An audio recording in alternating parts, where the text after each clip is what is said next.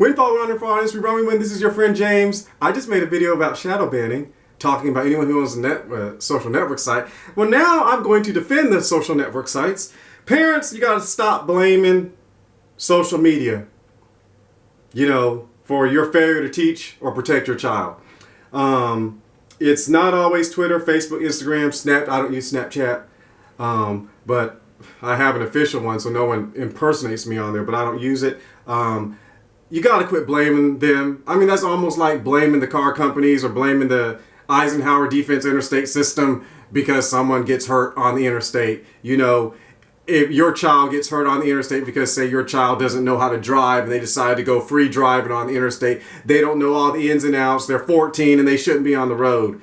That's not the same as the interstate system failing to do something they're supposed to do to protect your child. That's not the same. So you're going to have to stop blaming Facebook, Twitter, Instagram, Snapchat, all these things, Mixie. You got to quit blaming them if it's your fault that you didn't protect your child. So you can't blame them for your failure to teach or protect your child. So listen, if your child is too young to be on social media, get them off of it. If your child is too immature or to interact with people on social media, get them off of it. If your child is deceptive and creates multiple accounts so that they can go and do and see things they're not supposed to do, that's on you, not the social network. Now, I do not appreciate, people can do a cop-out because people can make up age. I mean, a lot of people are making up ages. I know that for a fact. They want to see something they ain't supposed to see on YouTube, and so they'll just create an account, lie, and say their age so they can get on it. But if your child's doing that, then that's really on you. They learn their behavior from you, or they're friends with people that have a negative impact on them that you're not paying attention to, oblivious about. Oh, go play with your friends. Well, you don't know their friends. You haven't met their friends' parents, and so hey, go have fun. So they might have a wicked girlfriend. I mean, come on, or a wicked boyfriend who's just like their parents are like idiots and let them do anything you want to do, son. And your child who doesn't know much about that because you've been protecting your child and teaching them properly, they run across this person. You don't know that they're friends with this person, So they introduce your kid to all this dumb stuff and they say, hey, listen what I do. My parents don't like me doing this on Facebook, so I made another account. And so, a naive kid can fall into that. Or, of course, they're picking it up from you because, hey, I don't want to hear what my parents have to say. So they think they don't want to hear what you have to say. So they just make up something and they deceive and lie. Kids pick this up from somewhere. And I doubt it's the English teacher.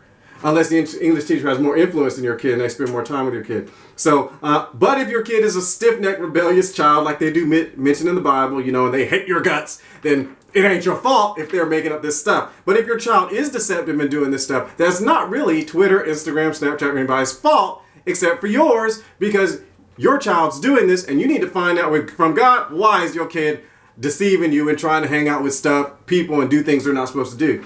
Continue. If your child is unknowledgeable about making a private profile or blocking people they don't want interacting with them, get them off social media.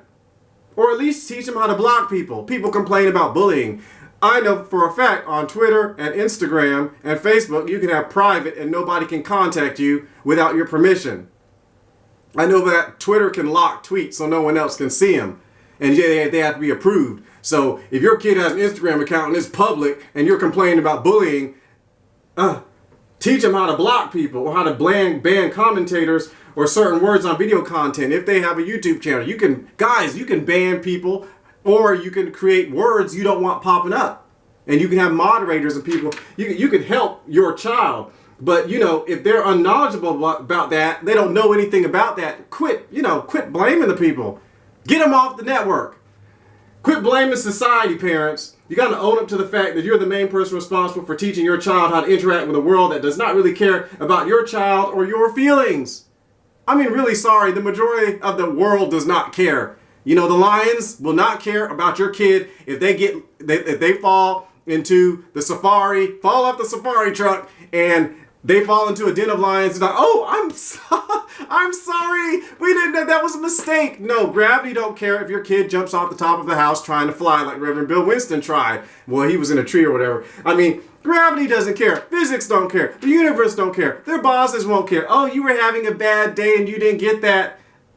that proposal done? Oh, don't worry. We'll just reschedule the meeting with all the other 400 clients, and we'll have this conference 2 weeks from now because you didn't do your job and get the proposal done for the venue.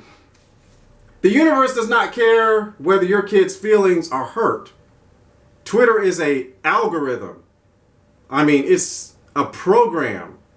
It has to run the way it's designed to run. And though they have safeguards and stuff, you can't blame Twitter if you and your child are not sitting down involved, you're not involved in your child's online activity. You're just letting them do whatever they want to because some dumb parent said kids need to be free and do whatever they want to. And so you leave your kid out there.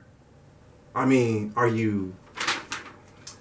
there are no safe zones or cry rooms in the wake of a supernova or at a workplace where excellence, maturity, and wisdom and courage is required. I mean, you move into a high level, your child becomes an adult, gets into college, graduates from college, gets to a high level place. They're not going to sit there and let them have a cry room and feel bad because someone said something mean to them. What if that person who says something mean to your child is the son of a trillionaire who owns the company your boss is trying to work with? Well, what's he going to do? We need this deal. And if they're not following God, they were like, we need this deal, and I'm sorry they called you names. You better shut up and bow and, drink with them because we need this deal. So now, of course, if there is a legitimate concern, parents, yes, there are legal and civil ways to deal with a corporation that is not living up to its end user's agreement, or it fails to ensure the privacy of its clients, or it falsifies service benefits to gain more users. They promise something that's not really happening. That's a whole nother issue, and they will eventually have to cough up the cash and reparations and things like that. But ultimately, you got to quit blaming other people if you haven't done the job. Same thing with school and education. If you're not teaching your child properly, trust me, there's a lot of wicked, evil teachers out there who are teaching your children stuff they're not supposed to know. But since you are not involved in the child's education, you're not telling your child what to do. You're not saying, hey, kids, your teacher's about to lie to you and tell you some stuff that's not actually true. You can't sit there and blame the school system. What are you doing? What are you doing? What are you doing? What are you doing? What are you doing to my kids? What are you doing to my kids? What are you doing to my kids? They're my kids. Live, move, be.